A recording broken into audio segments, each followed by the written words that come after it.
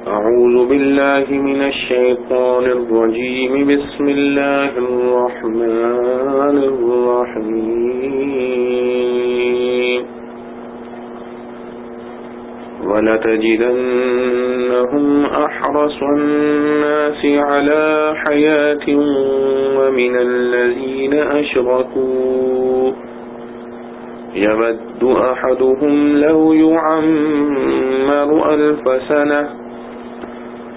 وما هو بمزحزحه من العذاب أن يعمر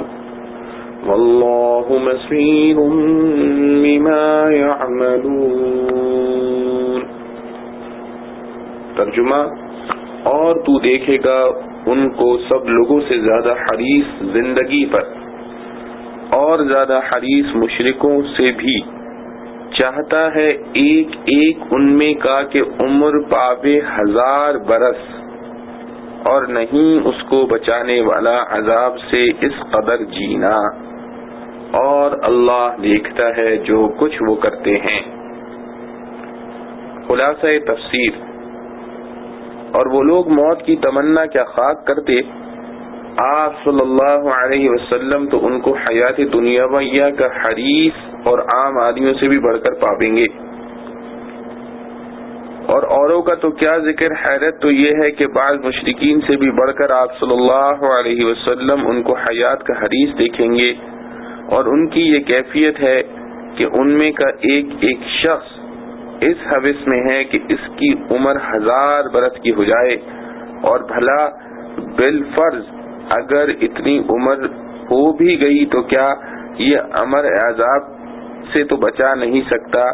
یہ امر عذاب سے تو بچا نہیں سکتا کہ کسی کی بڑی عمر ہو جائے. اور حق تعالی کے سب پیش نظر ہیں ان کے اعمال بد جس پر ان کو عذاب ہونے والا ہے. فائدہ: اس میں حیرت و استبعاد کی وجہ یہ ہے کہ مشرکین عرب تو آخرت کے منکر تھے. ان کی بہار اور عیش تو جو کچھ ہے دنیا ہی ہے، اس لیے وہ اگر طول عمر کی تمنا کریں تو چندہ عجب نہیں.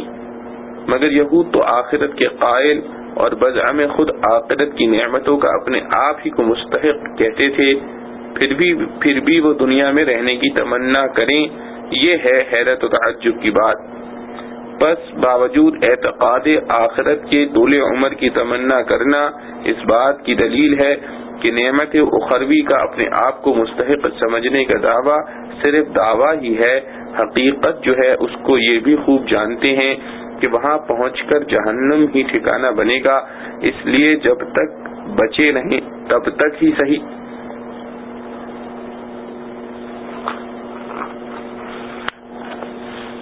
قل من كان عدوا لجبريل فإنه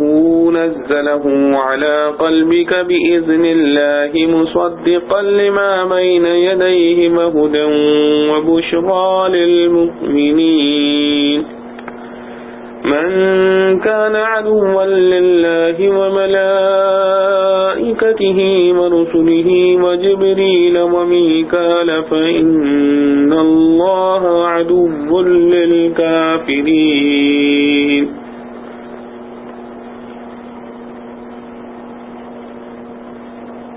تو کہہ دے جو کوئی ہووے دشمن جبرائیل کا، سو اس نے تو اتارا ہے یہ کلام تیرے دل پر اللہ کے حکم سے کہ سچا بتانے والا ہے اس کلام کو جو اس کے پہلے ہے، اور راہ دکھاتا ہے اور خوشخبری سناتا ہے ایمان والوں کو. جو کوئی ہووے دشمن اللہ کا اور اس کے فرشتوں کا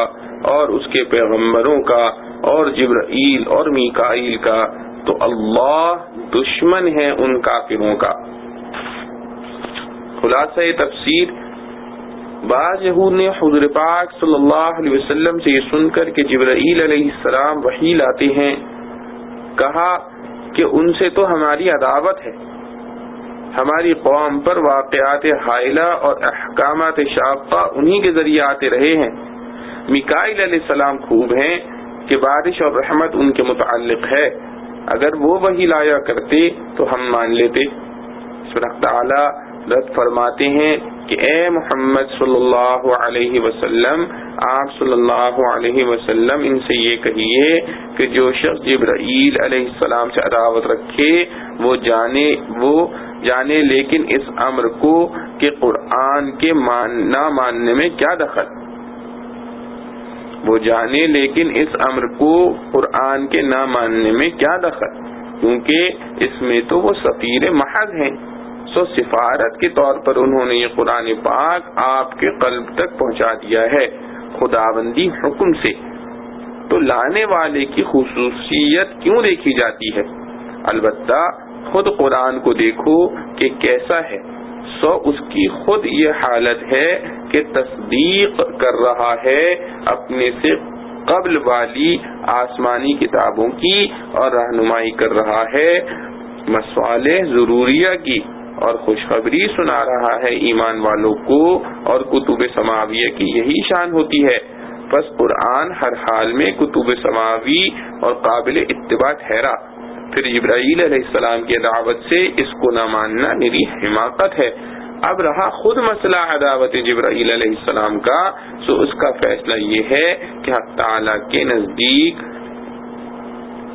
خود اللہ تعالی سے عداوت رکھنا یا اس کے دوسرے ملائکہ یا اس کے رسولوں سے یا خود میکائیل علیہ السلام سے جن کی دوستی کا دم بھرتے ہیں، ان سب سے عداوت رکھنا اور جبرائیل علیہ السلام سے عداوت رکھنا، یہ سب ہم پلہ شمار کیے جاتے ہیں۔ اور ان سب عداوتوں کا قانون یہ ہے کہ جو کوئی شخص خدا تعالی کا دشمن ہو تو اور فرشتوں کا ہو تو اور پیغمبروں کا ہو تو اور جبرائیل کا ہو تو اور میکائیل کا ہو، تو ان سب کا وبال یہ ہے کہ اللہ تعالی دشمن ہے ایسے کافروں کا۔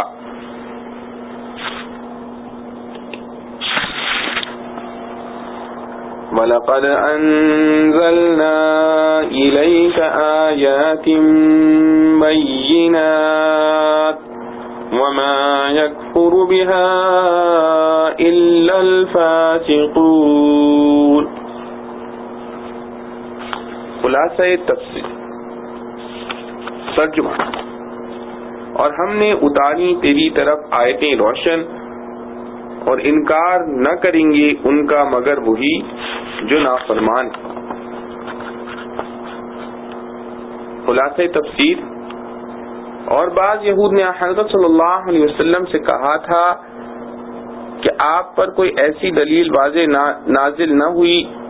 جس کو ہم بھی جانتے پہچانتے۔ اس کے جواب میں کہا جاتا ہے کہ وہ تو ایک ہی واضح دلیل کو لیے پھرتے ہیں، ہم نے تو آپ کے پاس بہت سے دلائل واضحہ نازل کیے ہیں جن کو وہ بھی خوب جانتے پہچانتے ہیں، سو ان کا انکار نہ جاننے کی بنا پر نہیں بلکہ یہ انکار عدول حکمی کی عادت کی وجہ سے ہے، اور قاعدہ کلیہ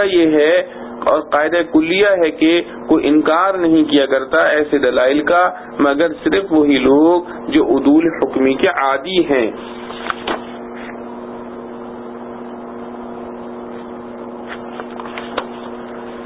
أَفَكُلَّمَا عَاهَدُوا أَحْدًا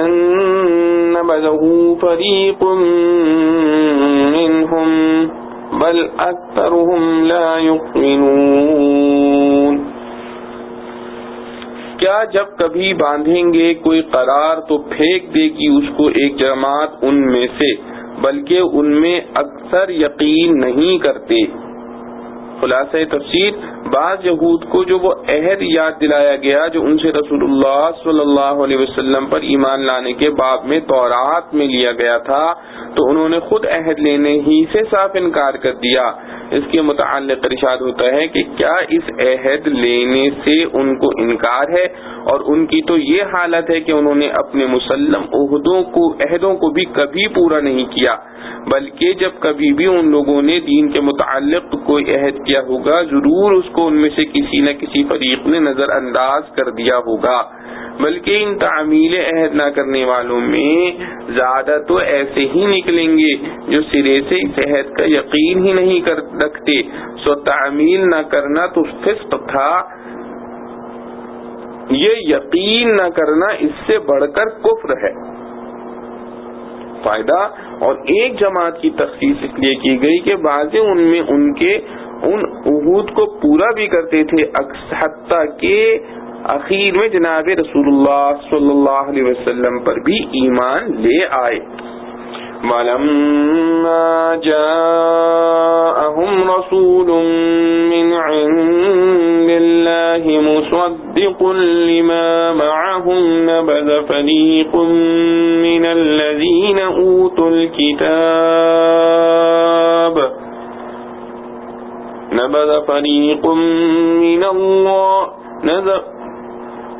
وَلَمَّا جَاءَهُمْ رَسُولٌ مِّنْ عِندِ اللَّهِ مُصَدِّقٌ لِّمَا مَعَهُمْ نَبَذَ فَرِيقٌ مِّنَ الَّذِينَ أُوتُوا الْكِتَابَ كِتَابَ اللَّهِ وَرَاءَ ظُهُورِهِمْ كَأَنَّهُمْ لَا يَعْلَمُونَ۔ اور جب پہنچا ان کے پاس رسول اللہ کی طرف سے تصدیق کرنے والا اس کتاب کی جو ان کے پاس ہے، تو پھینک دیا ایک جماعت نے اہل کتاب سے کتاب اللہ کو اپنی پیٹھ کے پیچھے، گویا کہ وہ جانتے ہی نہیں۔ خلاصہ تفسیر، اس آیت میں ایک خاص عہد شکنی کا ذکر فرماتے ہیں جن میں رسول اللہ صلی اللہ علیہ وسلم پر ایمان نہ لانے میں کلام تھا۔ ارشاد ہوتا ہے، اور جب ان کے پاس ایک عظیم الشان پیغمبر آئے اللہ کی طرف سے جو رسول ہونے کے ساتھ تصدیق بھی کر رہے ہیں اس کتاب کی جو ان لوگوں کے پاس ہے، یعنی توراۃ کی، کیونکہ اس میں آپ صلی اللہ علیہ وسلم کی نبوت کی خبر ہے، تو اس حالت میں آپ صلی اللہ علیہ وسلم پر ایمان لانا عین تورات پر عمل تھا، جس کو وہ بھی کتاب اللہ جانتے ہیں، مگر باوجود اس کے بھی ان اہل کتاب میں ایک فریق نے خود اس کتاب اللہ ہی کو اس طرح سے پشت ڈال دیا جیسے ان کو اس کے مضمون کا یا کتاب اللہ ہونے کا گویا اصلاً علم ہی نہیں۔ وَاتَّبَعُوا مَا تَتْلُو الشَّيَاطِينُ عَلَى مُلْكِ سُلَيْمَانَ وَمَا كَفَرَ سُلَيْمَانُ وَلَكِنَّ الشَّيَاطِينَ كَفَرُوا يُعَلِّمُونَ النَّاسَ السِّحْرَ وَمَا أُنزِلَ عَلَى الْمَلَكَيْنِ بِبَابِلَ هَارُوتَ وَمَارُوتَ وَمَا يُعَلِّمَانِ مِنْ أَحَدٍ حَتَّى يَقُولَا إِنَّمَا نَحْنُ فِتْنَةٌ فَلَا تَكْفُرْ فَيَتَعَلَّمُونَ مِنْهُمَا مَا يُفَرِّقُونَ بِهِ بَيْنَ الْمَرْءِ وَزَوْجِهِ وَمَا هُمْ بِضَارِّينَ بِهِ مِنْ أَحَدٍ إِلَّا بِإِذْنِ اللَّهِ وَيَتَعَلَّمُونَ مَا يَضُرُّهُمْ وَلَا يَنفَعُهُمْ وَلَقَدْ عَلِمُوا لَمَنِ اشْتَرَاهُ مَا لَهُ فِي الْآخِرَةِ مِنْ خَلَاقٍ وَلَبِئْسَ مَا شَرَوْا بِهِ أَنفُسَهُمْ لَوْ كَانُوا يَعْلَمُونَ وَلَوْ أَنَّهُمْ آمَنُوا وَاتَّقَوْا لَمَثُوبَةٌ مِّنْ عِندِ اللَّهِ خَيْرٌ لَوْ كَانُوا يَعْلَمُونَ۔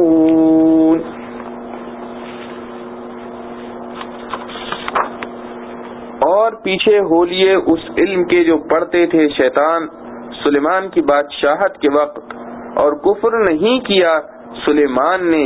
لیکن شیطانوں نے کفر کیا کہ سکھلاتے تھے لوگوں کو جادو۔ اور اس علم کے پیچھے ہو لیے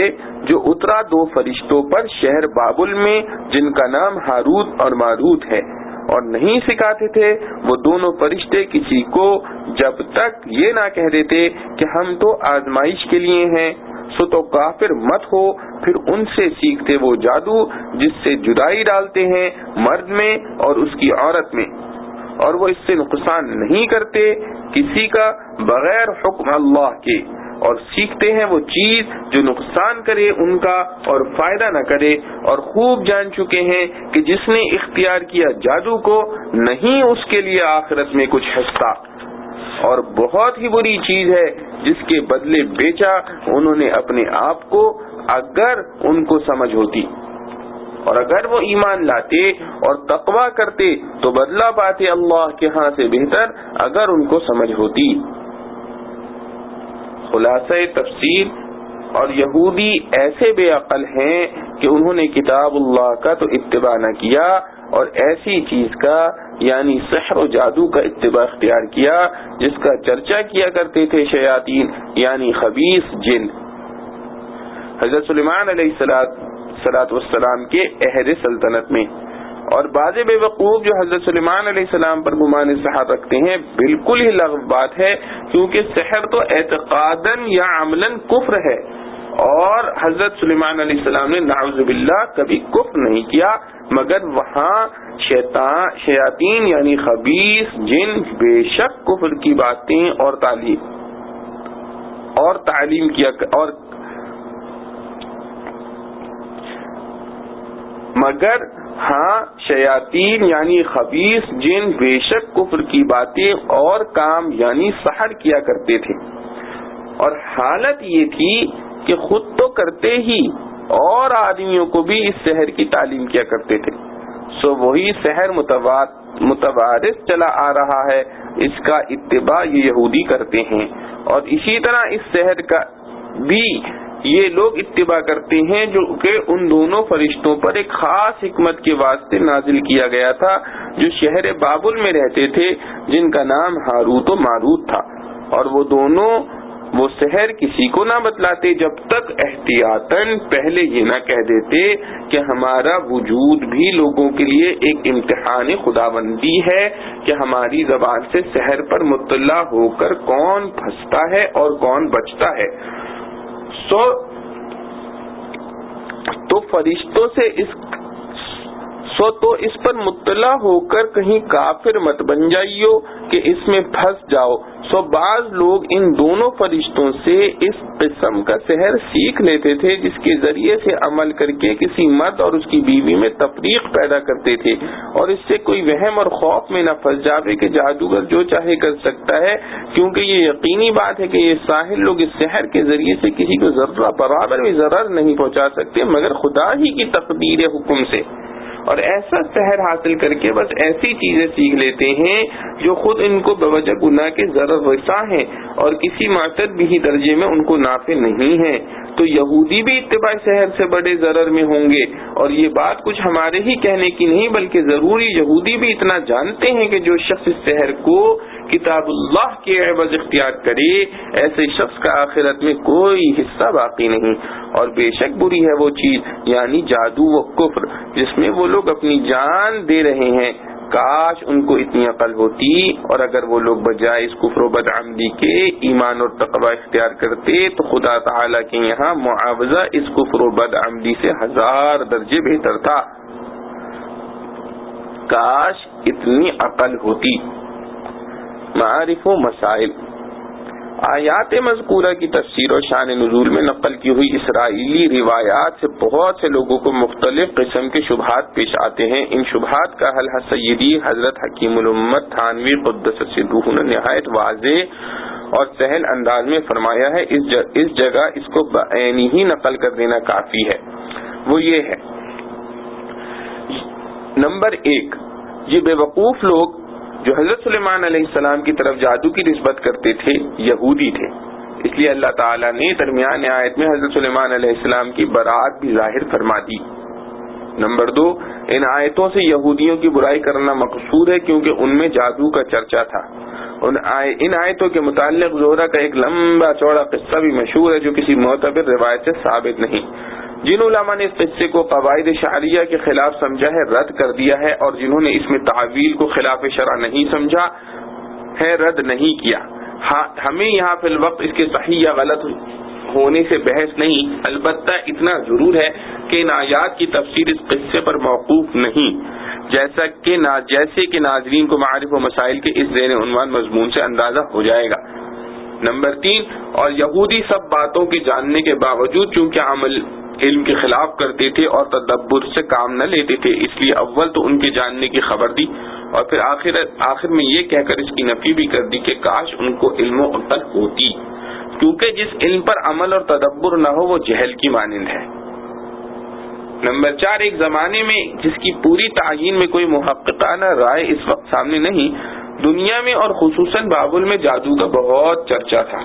اور اس کے عجیب اثرات کو دیکھ کر جاہلوں کو اس کی حقیقت اور انبیاء کرام علیہ الصلوۃ والسلام کے معجزات کی حقیقت میں اختلاط و اشتباہ ہونے لگا، اور بعض لوگ جادوگروں کو مقدس اور قابل اتباع سمجھنے لگے، جیسا موجودہ دور میں میسمرزم کے ساتھ لوگوں کا معاملہ ہو رہا ہے۔ اللہ تعالیٰ نے اس اشتباہ اور غلطی کے رفع کرنے کے لیے بابل میں 2 فرشتے ہاروت و ماروت نامی اس کام کے لیے بھیجے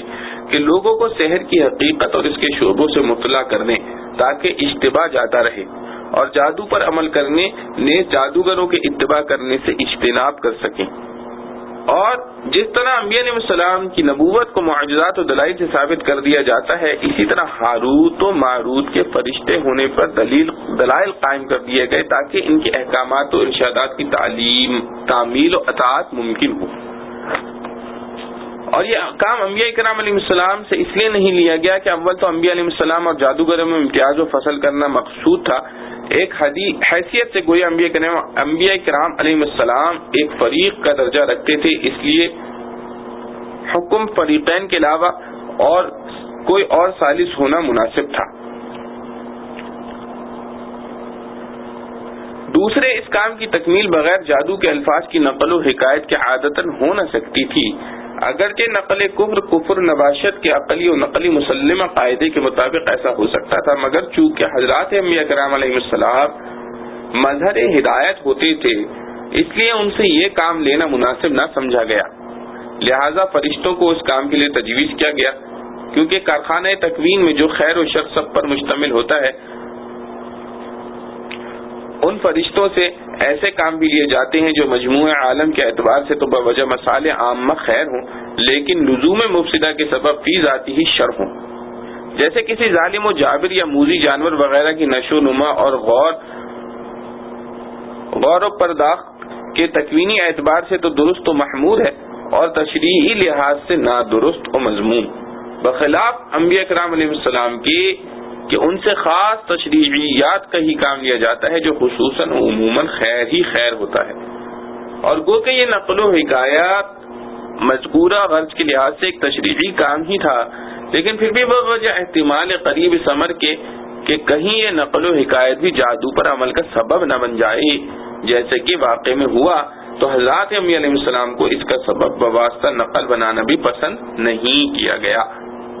البتہ کلیات شریعہ سے انبیاء علیہ السلام کے ذریعے بھی اس مقصود کی تکمیل کر دی گئی، ان کلیات کے جزئیات کی تفصیلات بوجہ احتمال فتنہ انبیاء کرام علیہ السلام کے ذریعے بیان نہیں کی گئی۔ اس کی مثال ایسی ہے کہ مثلا انبیاء کرام علیہ السلام نے یہ بتایا ہے کہ رشوت لینا حرام ہے اور اس کی حقیقت بھی یہ بتلا دی،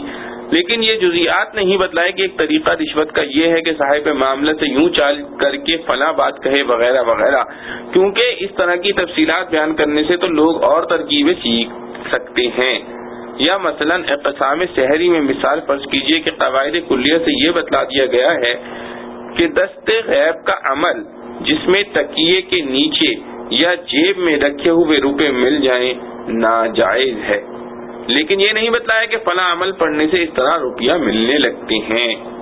حاصل کلام یہ کہ فرشتوں نے بابل میں آ کر اپنا کام شروع کیا کہ سحر کے اصول و فروع ظاہر کر کے لوگوں کو اس کے عمل بد سے بچانے کی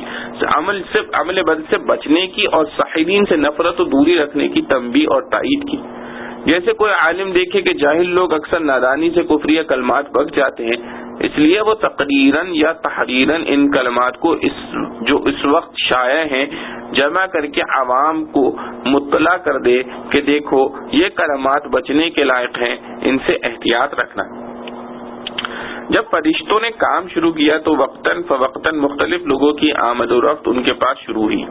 اور وہ درخواست کرنے لگے کہ ہم کو بھی ان اصول و فروع سے مطلع کر دیجئے تاکہ ناوافقی سے کسی اعتقادی یا عملی فساد میں مبتلا نہ ہو جائیں۔ اس وقت فرشتوں نے بطور احتیاط و تبلیغ اور بنظر اصلاح یہ التزام کیا کہ اصول و فروع بتانے سے قبل یہ کہہ دیا کرتے تھے کہ دیکھو ہمارے یہ بتانے کے ذریعے اللہ تعالیٰ کو اپنے بندوں کی آزمائش بھی مقصود ہے کہ دیکھیں ان چیزوں پر مطلع ہو کر کون شخص اپنے دین کی حفاظت و اصلاح کرتا ہے کہ شر سے آگے ہو کر اس سے بچے، اور کون اپنا دین خراب کرتا ہے کہ اس شر پر مطلع ہو کر وہی شر خود اختیار کر لے جس کا انجام کفر ہے، خواہ کفر عملی ہو یا اعتقادی۔ دیکھو ہم تم کو نصیحت کیے دیتے ہیں کہ اچھی نیت سے اطلاع حاصل کرنا اور پھر اسی نیت پر ثابت قدم رہنا، ایسا نہ ہو کہ ہم سے تو یہ کہہ کر چیخ لو کہ میں بچنے کے لیے پوچھ رہا ہوں، پھر اس کی خرابی میں خود ہی مبتلا ہو جاؤ اور ایمان برباد کر لو۔ اب ظاہر ہے کہ وہ اس سے زیادہ خیر خواہی اور کیا کر سکتے تھے، غرض جو کوئی ان سے اتنا عہد و پیمان کر لیتا وہ اس کے روبرو جادو کے سب اصول و فروع بیان کر دیتے تھے، کیونکہ ان کا کام ہی یہ تھا۔ اب اگر کوئی عہد چکنی کر کے اپنے ارادہ و اختیار سے کافر و فاجر بنے وہ جانے، چنانچہ بعض اس عہد پر قائم نہ رہے اور جادو کو مخلوق کی ایذا رسانی کا ذریعہ بنا لیا، جو فسق تو یقیناً ہے اور بعض طریقے اس کے استعمال کے کفر بھی ہیں، اس طرح سے فاجر کافر بن گئے۔ اس ارشاد اصلاحی اور پھر مخاطب کے خلاف اس کرنے کی مثال اس طرح ہو سکتی ہے کہ کوئی شخص کسی جامع معقول و منقول عالم با عمل کے پاس جائے کہ مجھ کو قدیم یا جدید فلسفہ پڑھا دیجیے تاکہ خود بھی ان شبہات سے محفوظ رہوں جو فلسفے میں اسلام کے خلاف بیان کیے جاتے ہیں، اور مخالفین کو بھی جواب دے سکوں، اور اس عالم کو یہ احتمال ہو کہ کہیں ایسا نہ ہو کہ مجھ کو دھوکہ دے کر پڑھ لے اور پھر خود ہی خلاف شرع قاعدے باطلہ کو تقویت دینے میں اس کو استعمال کرنے لگے۔ اس احتمال کی وجہ سے اس کو نصیحت کرے کہ ایسا مت کرنا، اور وہ وعدہ کر لے اور اس لیے اس کو پڑھا دیا جاوے، لیکن وہ شخص فلسفے کے خلاف اسلام نظریات و عقائد ہی کو صحیح سمجھنے لگے، تو ظاہر ہے کہ اس کی اس حرکت سے اس معلم پر کوئی ملامت یا برائی عائد نہیں ہو سکتی۔ اسی طرح اس اطلاع سحر سے ان فرشتوں پر بھی نہ کسی شبے کی گنجائش ہے نہ وسوسے کی، اور اس فرض کی تکمیل کے بعد غالباً وہ فرشتے آسمان پر بلا لیے گئے ہوں گے، واللہ عالم بحقیقتہ الحال۔ سحر کی حقیقت۔ سحر بالکسر لغت میں ہر ایسے اثر کو کہتے ہیں کہ جس کا سبب ظاہر نہ ہو۔ قاموس۔ خواہ وہ سبب معنوی ہو جیسے خاص کلمات کا اثر، یا غیر محسوس چیزوں کا ہو جیسے جنات و شیاطین کا اثر، یا میسمرزم میں قوت خیالیہ کا اثر۔ محسوسات کا ہو مگر وہ محسوسات مخفی ہوں، جیسے مقناطیس کی کشش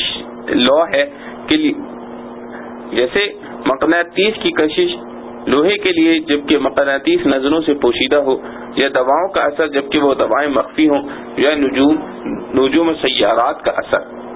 اسی لیے جادو کی اقسام بہت ہیں، مگر عرف عام میں عموماً جادو ان چیزوں کو کہا جاتا ہے جن میں جنات و شیاطین کے عمل کا دخل ہو۔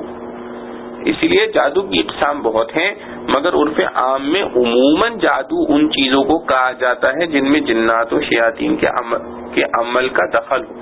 یا قوت خیالیہ میسمرزم کا، یا کچھ الفاظ و کلمات کا، کیونکہ یہ بات عقلاً بھی ثابت ہے اور تجربہ و مشاہدے سے بھی، اور قدیم و جدید فلاسفہ بھی اس کو تسلیم کرتے ہیں کہ حروف و کلمات میں بھی بالخاصہ کچھ تاثیر ہوتی ہے۔ کسی خاص حرف یا کلمے کو کسی خاص تعداد میں پڑھنے یا لکھنے وغیرہ سے خاص تاثرات کا مشاہدہ ہوتا ہے، یا ایسی تاثیرات جو کسی انسانی بالوں یا ناخنوں وغیرہ اعضاء یا اس کے استعمال کپڑوں کے ساتھ کچھ دوسری چیزیں شامل کر کے پیدا کی جاتی ہیں، جن کو عرف عام میں ٹونا ٹوٹکا کہا جاتا ہے اور جادو میں شامل سمجھا جاتا ہے۔ اور اصطلاح قرآن و سنت میں سحر ہر ایسے امر عجیب کو کہا جاتا ہے جن میں شیاطین کو خوش کر کے ان کی مدد حاصل کی گئی ہو۔ پھر شیاطین کو راضی کرنے کی مختلف صورتیں ہیں، کبھی ایسے منتر اختیار کیے جاتے ہیں جن میں کفر و شرک کے کلمات ہوں اور شیاطین کی مداح کی گئی ہو، یا کواکب و نجوم کی عبادت اختیار کی گئی ہو جس سے شیطان خوش ہوتا ہے۔ کبھی ایسے اعمال اختیار کیے جاتے ہیں جو شیطان کو پسند ہے، مثلا کسی کو ناحق قتل کر کے اس کا خون استعمال کرنا، یا جنابت و نجاست کی حالت میں رہنا، طہارت سے اجتناب کرنا وغیرہ۔ جس طرح اللہ تعالیٰ کے پاک فرشتوں کی مدد ان اقوال و افعال سے حاصل کی جاتی ہے جن کو فرشتے پسند کرتے ہیں، مثلا تقوی، طہارت، پاکیزگی، بدبو اور نجاست سے اجتناب، ذکر اللہ اور اعمال خیر۔ اسی طرح شیاطین کی امداد ایسے اقوال و افعال سے حاصل ہوتی ہے جو شیطان کو پسند ہے۔ اسی لیے سحر صرف ایسے ہی لوگوں کا کامیاب ہوتا ہے جو گندے اور نجس رہیں، پاکی اور اللہ کے نام سے دور رہیں، خبیث کاموں کے عادی ہوں۔ عورتیں بھی ایام حیض میں یہ کام کرتی ہیں تو مؤثر ہوتا ہے۔ باقی شعبدے اور ٹوٹکے یا ہاتھ چلاکی کے کام یا میسمرزم وغیرہ ان کو مجازن سحر کہہ دیا جاتا ہے۔ بحوالہ روح المعانی۔ سحر کے اقسام۔ امام راغب رحمہ اللہ علیہ اصفہانی مفردات القرآن میں لکھتے ہیں کہ سحر کی مختلف قسمیں ہیں۔ ایک قسم تو محض نظر بندی اور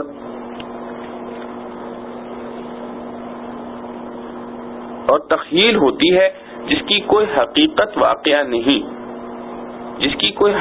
واقعہ نہیں، جیسے بعض شعبدہ باز اپنی ہاتھ چلاکی سے ایسے کام کر لیتے ہیں کہ عام لوگوں کی نظریں اس کو دیکھنے سے قاصر رہتی ہیں، یا قوت خیالی یا مسمرزم وغیرہ کے ذریعے جس کے دماغ پر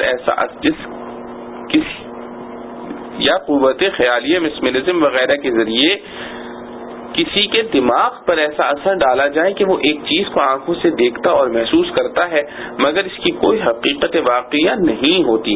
کبھی یہ کام شیاطین کے اثر سے بھی ہو سکتا ہے کہ مسحور کی آنکھوں اور دماغ پر ایسا اثر ڈالا جائے جس سے وہ ایک غیر واقعی چیز کو حقیقت سمجھنے لگے۔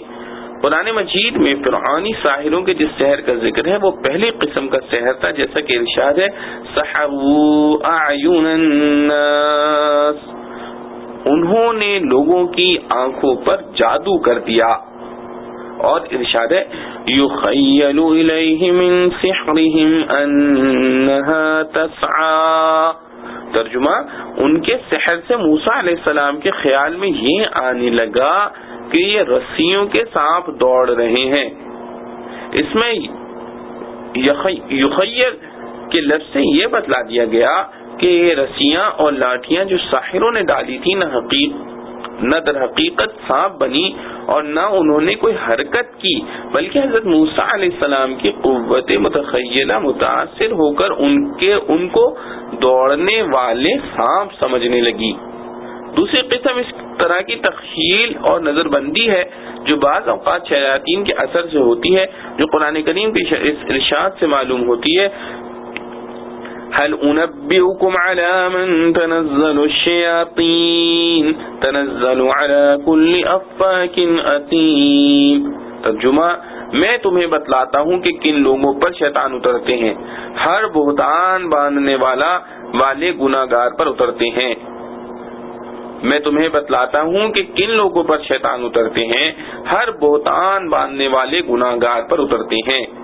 نیز دوسری جگہ ارشاد ہے وَلَكِنَّ الشَّيَاطِينَ كَفَرُوا يُعَلِّمُونَ النَّاسَ السِّحْرَ، ترجمہ یعنی شیاطین نے کفر اختیار کیا، لوگوں کو جادو سکھانے لگے۔ تیسری قسم یہ ہے کہ سحر کے ذریعے ایک شے کی حقیقت ہی بدل جائے، جیسے کہ کسی انسان یا جاندار کو پتھر یا کوئی جانور بنانے۔ امام راغب رحمہ اللہ علیہ اصفہانی، ابو بکر جساس رحمہ اللہ علیہ وغیرہ حضرات نے اس سے انکار کیا ہے کہ سحر کے ذریعے کسی چیز کی حقیقت بدل جائے، بلکہ سحر کا اثر صرف تخیل اور نظر بندی ہی تک ہو سکتا ہے۔ معتزلہ کا بھی یہی قول ہے، مگر جمہور علماء کی تحقیق یہ ہے کہ انقلاب اعیان میں نہ کوئی عقلی امتناع ہے نہ شرعی۔ مثلا کوئی جسم پتھر بن جائے یا ایک نوع سے دوسری نوع کی طرف منقلب ہو جائے، اور فلاسفہ کا جو یہ قول مشہور ہے کہ انقلاب حقائق ممکن نہیں، ان کی مراد حقائق سے محال ممکن واجب کی حقیقتیں ہیں کہ ان میں انقلاب عقلاً ممکن نہیں کہ کوئی محال ممکن بن جائے یا کوئی ممکن محال بن جائے۔ اور قرآن عزیز میں فرعونی ساحروں کے سحر کو جو تخیل قرار دیا ہے اس سے یہ لازم نہیں آتا کہ ہر سحر تخیل ہی ہو، اس سے زائد اور کچھ نہ ہو۔ اور بعض حضرات نے سحر کے ذریعے انقلاب حقیقت پر کے جواز پر حضرت کعب احبار رضی اللہ عنہ کی حدیث سے بھی استدلال کیا ہے، جو موطا امام مالک رحمۃ اللہ علیہ میں بروایت عطا بن حکیم منقول ہے، جس کا ترجمہ یہ ہے: اگر یہ چند کلمات نہ ہوتے جن کو میں پابندی سے پڑھتا ہوں تو یہودی مجھے گدھا بنا دیتے۔ گدھا بنا دینے کا لفظ مجازی طور پر بے وقوف بنانے کے معنی میں بھی ہو سکتا ہے، مگر بلا ضرورت حقیقت کو چھوڑ کر مجاز مراد لینا صحیح نہیں۔ اس لیے حقیقی اور ظاہری مفہوم اس کا یہی ہے کہ اگر میں یہ کلمات روزانہ پابندی سے نہ پڑھتا تو یہودی جادوگر مجھے گدھا بنا دیتے۔ اس سے دو باتیں ثابت ہوئیں، اول یہ کہ سحر کے ذریعے انسان کو گدھا بنا دینے کا امکان ہے، دوسرے یہ کہ جو کلمات وہ پڑھا کرتے تھے ان کی تاثیر یہ ہے کہ کوئی جادو اثر نہیں کرتا۔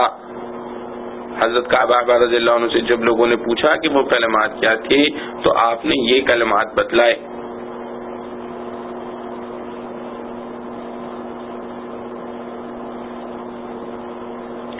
اعوذ بوجہ اللہ العظیم الذی لیس شیء اعظم منہ وبکلمات اللہ التامات التي لا يجاوزهن بر ولا فاجر وباسماء اللہ الحسنى كلها ما علمت منها وما لا اعلم من شر ما خلق وبرأ وذرأ اخرجه في المؤتى باب التعوذ عند النوم۔ ترجمہ: میں اللہ عظیم کی پناہ پکڑتا ہوں جس سے بڑا کوئی نہیں، اور پناہ پکڑتا ہوں اللہ کے کلمات تامات کی جن سے کوئی نیک و بد انسان آگے نہیں نکل سکتا، اور پناہ پکڑتا ہوں اللہ کے تمام اسماء حسنہ کی جو میں جانتا ہوں اور جن کو نہیں جانتا، ہر اس چیز کے شر سے جس کو اللہ نے پیدا کیا اور وجود دیا اور پھیلایا ہے۔ سحر، خلاصہ یہ ہے کہ سحر کی یہ تینوں قسمیں ممکن الوقوع ہیں۔ سحر اور معجزے میں فرق: جس طرح انبیاء علیہ السلام کی معجزات یا اولیاء کی کرامات سے ایسے واقعات مشاہدے میں آتے ہیں جو عادتاً نہیں ہو سکتے، اسی لیے ان کو خرق عادت کہا جاتا ہے، بظاہر سحر اور جادو سے بھی ایسے ہی آثار مشاہدے میں آتے ہیں۔ اس لیے بعض جاہلوں کو ان دونوں میں التباس بھی ہو جاتا ہے اور اس کی وجہ سے وہ جادوگروں کی تعظیم و تکریم کرنے لگتے ہیں، اس لیے دونوں کا فرق بیان کرنا ضروری ہے۔ سو یہ فرق ایک تو اصل حقیقت کے اعتبار سے ہے اور ایک ظاہری آثار کے اعتبار سے۔ حقیقت کا فرق تو یہ ہے سحر اور جادو سے جو چیزیں مشاہدے میں آتی ہیں یہ دائرۂ اسباب سے الگ کوئی چیز نہیں، فرق صرف اسباب کے ظہور و خفا کا ہے۔ جہاں اسباب ظاہر ہوتے ہیں وہ آثار ان اسباب کی طرف منسوب کیے جاتے ہیں اور کوئی تعجب کی چیز نہیں سمجھی جاتی، لیکن جہاں اسباب مخفی ہو تو وہ تعجب کی چیز ہوتی ہے اور عوام اسباب کے نہ جاننے کی وجہ سے اس کو خرق عادت سمجھنے لگتے ہیں، حالانکہ وہ در حقیقت تمام عادی امور کی طرح کسی جن شیطان کے اثر سے ہوتی ہے۔ ایک خط مشرق بعید سے آج کا لکھا ہوا اچانک سامنے آ کر گر گیا تو دیکھنے والے اس کو خرق عادت کہیں گے، حالانکہ جنات و شیاطین کو ایسے اعمال و افعال کی قوت دی گئی ہے، ان کا ذریعہ معلوم ہو تو پھر کوئی خرق عادت نہیں رہتا۔ خلاصہ یہ ہے کہ سحر سے ظاہر ہونے والے تمام آثار اسباب طبعیہ کے ماتحت ہوتے ہیں، مگر اسباب کے مخفی ہونے کے سبب لوگوں کو متغالطہ خرق عادت کا ہو جاتا ہے، بخلاف معجزے کے کہ وہ بلا واسطہ فعل حق تعالی کا ہوتا ہے، اس میں اسباب طبعیہ کا کوئی دخل نہیں ہوتا۔ حضرت ابراہیم علیہ السلام کے لیے نمرود کی آگ کو حق تعالی نے فرما دیا کہ ابراہیم علیہ السلام کے لیے ٹھنڈی ہو جائے، مگر ٹھنڈک بھی اتنی ہو جس سے تکلیف پہنچے بلکہ جس سے سلامتی ہو، مگر ٹھنڈک بھی اتنی نہ ہو جس سے تکلیف پہنچے بلکہ جس سے سلامتی حاصل ہو۔ اس حکم الہی سے آگ ٹھنڈی ہو گئی۔ آج بھی بعض لوگ بدن پر کچھ دوائیں استعمال کر کے آگ کے اندر چلے جاتے ہیں، وہ معجزہ نہیں بلکہ دواؤں کا اثر ہے۔ دوائیں مخفی ہونے سے لوگوں کو دھوکہ خرق عادت کا ہو جاتا ہے۔ یہ بات کہ معجزہ براہ راست حق تعالی کا فعل ہوتا ہے خود قرآن عزیز کی تصریح سے ثابت ہے. ارشاد فرمایا وَمَا رَمَيْتَ إِذْ رَمَيْتَ وَلَكِنَّ اللَّهَ رَمَى. ترجمہ کنکریوں کی مٹھی جو آپ نے پھینکی در حقیقت آپ نے نہیں پھینکی بلکہ اللہ نے پھینکی ہے. مراد یہ ہے کہ ایک مٹھی خاک اور کنکر کی سارے مجمع کی آنکھوں تک پہنچ جانا، اس میں آپ صلی اللہ علیہ وسلم کے عمل کو کوئی دخل نہیں، یہ خالص حق تعالی کا فعل ہے. یہ معجزہ غزوہ بدر میں پیش آیا تھا کہ آپ صلی اللہ علیہ وسلم نے ایک مٹھی خاک اور سنگریزوں کی کفار کے لشکر پر پھینکی جو سب کی آنکھوں میں پڑ گئی. معجزہ اور سحر کی حقیقتوں کا یہ فرق کہ معجزہ بلا واسطہ اسباب طبعیہ کے براہ راست حق تعالی کا فعل ہوتا ہے اور جادو اسباب طبعیہ مخفیہ کا اثر ہوتا ہے. حقیقت سمجھنے کے لیے تو کافی وافی ہے، مگر یہاں ایک سوال یہ رہ جاتا ہے کہ عوام الناس اس فرق کو کیسے پہچانے، کیونکہ ظاہری صورت دونوں کی ایک سی ہے. اس کا جواب یہ ہے کہ عوام کے پہچاننے کے لیے بھی حق تعالی نے کئی فرق ظاہر کر دیے ہیں. اول یہ کہ معجزہ یا کرامت ایسے حضرات سے ظاہر ہوتی ہے جن کا تقوی، طہارت و پاکیزگی، اخلاق و اعمال کا سب مشاہدہ کرتے ہیں. اس کے برعکس جادو کا اثر صرف ایسے لوگوں سے ظہور پذیر ہوتا ہے جو گندے، ناپاک اللہ کے نام سے اور اس کی عبادت سے دور رہتے ہیں. یہ چیز ہر انسان آنکھوں سے دیکھ کر معجزہ اور سحر میں فرق پہچان سکتا ہے. دوسرے یہ کہ عادت اللہ یہ بھی جاری ہے کہ جو شخص معجزے اور نبوت کا دعویٰ کر کے کوئی جادو کرنا چاہے اس کا جادو نہیں چلتا. دوسرے یہ کہ عادت اللہ یہ بھی جاری ہے کہ جو شخص معجزے اور نبوت کا دعویٰ کر کے کوئی جادو کرنا چاہے اس کا جادو نہیں چلتا.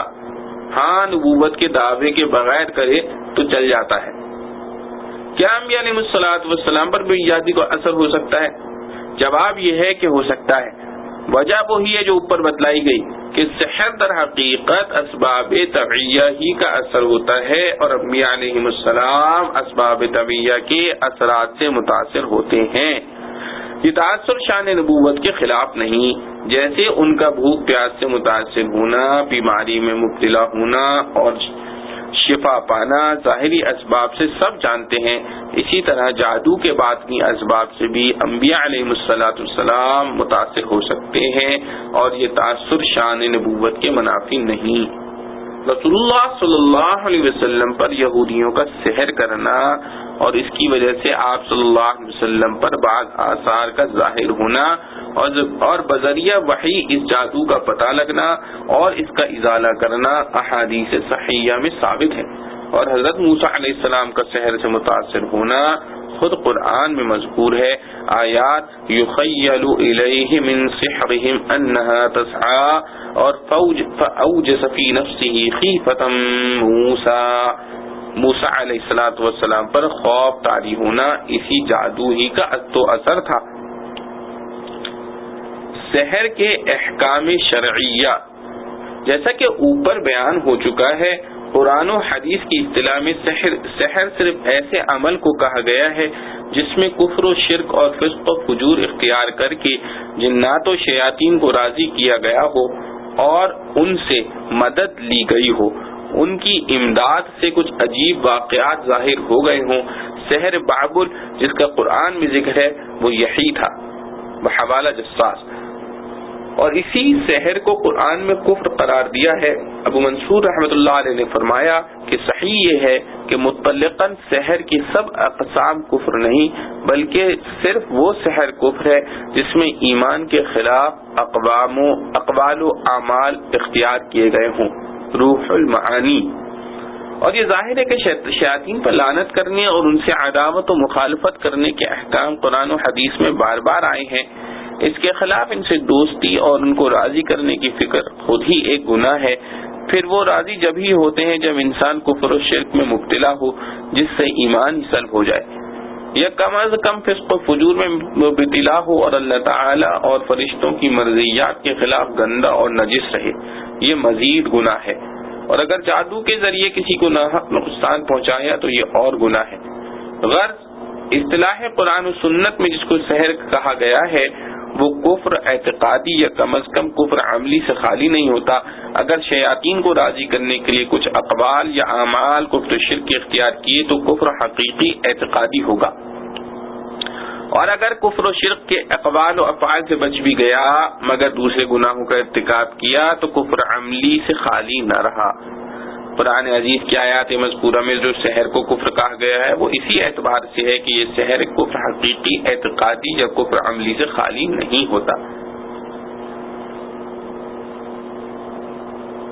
خلاصہ یہ ہے کہ جس سحر میں کوئی عمل کفر اختیار کیا گیا ہو، جیسے شیاطین سے استغاثہ و استمداد یا کواکب کی تاثیر کو مستقل ماننا یا سحر کو معجزہ قرار دے کر اپنی نبوت کا دعویٰ کرنا وغیرہ، تو یہ سحر بے اجماع کفر ہے. اور جس میں یہ افعال کفر نہ ہوں گے مگر معاصی کا ارتکاب ہو وہ گناہ کبیرہ ہے. خلاصہ یہ ہے کہ جس سحر میں کوئی عمل کفر اختیار کیا گیا ہو، جیسے شیاطین سے استغاثہ و استمداد یا کواکب کی تاثیر کو مستقل ماننا یا سحر کو معجزہ قرار دے کر اپنی نبوت کا دعویٰ کرنا وغیرہ، تو یہ سحر بے اجماع کفر ہے. اور جس میں یہ افعال کفر نہ ہوں مگر معاصی کا ارتکاب ہو وہ گناہ کبیرہ ہے. مسئلہ جب یہ معلوم ہو گیا کہ یہ سحر کفر اعتقادی یا عملی سے خالی نہیں تو اس کا سیکھنا اور سکھانا بھی حرام ہوا، اس پر عمل کرنا بھی حرام ہوا. البتہ اگر مسلمانوں سے دفع ضرر کے لیے بقدر ضرورت سیکھا جائے تو بعض فقہا نے اجازت دی ہے.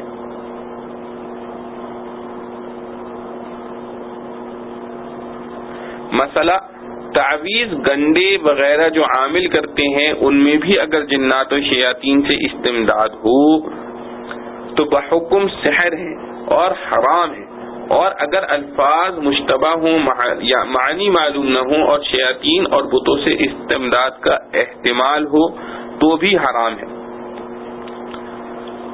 مسئلہ قرآن و سنت کے اصطلاحی سحر بابل کے علاوہ باقی قسم سحر کی ان میں بھی اگر کفر و شرک کا ارتکاب کیا جائے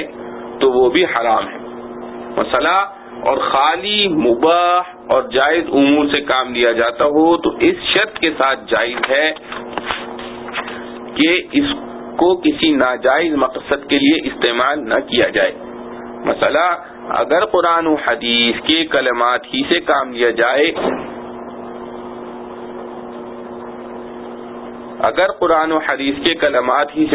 جائے مگر ناجائز مقصد کے لیے استعمال کریں تو وہ بھی جائز نہیں.